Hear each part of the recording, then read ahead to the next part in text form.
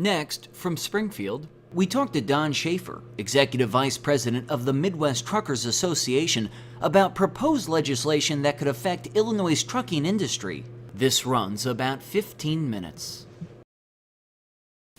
Don Schaefer, thanks for joining us again on the Illinois Channel. As we are here on May 14th, no one knows if we're really 2 weeks away from adjournment, as we are supposed to be, but relative to transportation issues, with the Midwest Truckers Association, what is it that the issues that you're following are, and of concern to your membership?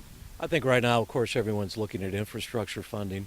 You know, the big issue is of course the whole budget to pension issues, but infrastructure is a major part of this. I think Governor Rauner has talked about goals he sees for improving the Illinois economy.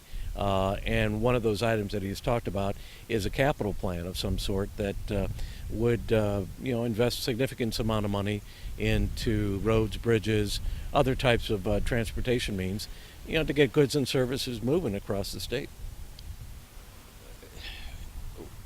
How do you assess, because you are not the Illinois truckers, you're the Midwest truckers, you deal with several other states. How's Illinois' highways and bridges relative to other states, and how much of a concern are they to, the truckers? Well, I mean, across the entire Midwest, we see the same pressures on transportation and transportation funding. Iowa just imposed a new motor fuel tax increase. Other states have been very progressive in terms of doing indexing their motor fuel tax so that it kind of keeps up with the cost of repair and construction. But from that point, we're still behind the times. We haven't had a motor fuel tax increase well over 20 years, either on the state or the federal level. And, because of that, the purchasing power for the money we have to do this work, it's like half of what it was when we had implemented all this over 20 years ago. Have you sat down with the governor and talked about the capital bill, and if so, as a lot of people who follow the political scene, the governor's been talking about these economic zones and whether some should be union, or whether every time we go out and buy something it should be having to be using union labor or not. To what extent do you have a position on it, I guess, is the question, and to what extent are you hearing whether or not that would hold up the possibility of passing a capital bill? Well, a couple of things. Number one, the governor's been very straightforward and actually been very progressive in terms of seeking out the input of a lot of different industries, including the trucking industry. The governor's paid visits to quite a few of our members since he's taken office. He came to our annual meeting and we all talked at that time pretty straightforward about the need for capital improvements, a capital plan, and the means to go about it, how we're going to do it. I think it's when you can get so many different groups right now that are saying, hey, we support an increase in funding to do this, then it's something they have to look at. I mean, you've got the trucking industry, you've got labor, you've got the construction industries, you've got government bodies, you've got all these different groups of industries that are involved in this, that are working together to come up with some sort of a capital plan. Yeah, it does get sticky. I mean, we've got all this discussion about union issues that are involved in it. Also discussions about we got to stop the sweeps of existing road fund money before we even decide whether or not we're going to tax people more. And I think these are all little things that are out there that have to be addressed. But I think the overall direction is we have to do something fairly quick. Yeah. So the fund sweeps are funds like the highway fund that the money is designated from every time we buy gasoline, supposed to go into maintain roads. Now the government, the state of Illinois, occasionally goes in and takes that money out of those funds that's supposed to be for the roads, and they use it for other purposes. Have you had any conversations with the governor or people in the administration as far as saying, going forward relative to fiscal year 2016 that starts in July and the subsequent years, have they said, we'd like to continue doing that, or have they said we're not going to do that? Well, I think what you have is that you have our industry, which is part with many different industries, We have a coalition, the Transportation for Illinois Coalition, which is a bipartisan group, and the group has been very straightforward, saying if you're going to increase motor fuel taxes, come up with other sources of revenue, the first thing you have to do is deal with the diversion issue. We've talked straightforward to the governor about this. We've talked straightforward to Department of Transportation, and I think the understanding is there that you got to clean up your own house first before you can ask people to do more. And one of the trends we have seen over the last couple of years has been less and less money taken out of the road funds that has been diverted for non-transportation use. The one-time sweep that we saw a couple weeks ago, we're in crisis mode. I think everyone understood that, but I think it was also prefaced with the understanding that that's never going to happen again. So from that standpoint, the industry is, we're very open and open-minded about where we're going to go for transportation funding in the very near future. Does anyone have a number on how many dollars we need to put into transportation just to maintain the roads, if not improve them? In other words, some might say we need to have an entirely new bridge over a location.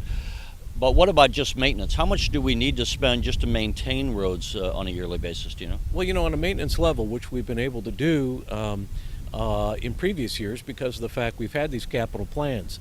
Right now, we're at the end of that. After this year, we don't have that kind of money. But, we have to have, $2.1 billion, which is an approximation. Is that annually? Annually, $2.1 billion just for maintenance, just to keep us even keel where we're at.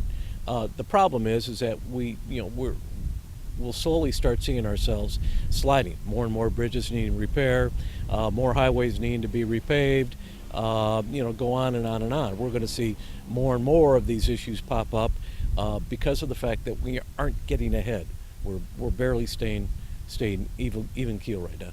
So I think people would understand that every time I buy gas or a trucker buys diesel fuel, that so much money goes into the road fund. Relative to transportation, other forms of transportation, rail or whatever, do they have their own pocket of transportation funding, or does our gasoline purchase go to railroads as well? Well, it goes to a lot of places. It does. It subsidizes mass transit. Railroad grade crossing fund. It maintains a lot of railroad grade crossings for the railroads. There's a lot of money that comes out of the motor fuel tax fund that's used for a laundry list of different items that may not necessarily be actual asphalt or concrete on the road, and it's built up this way over the years. The scary part is that because of the fact that we haven't seen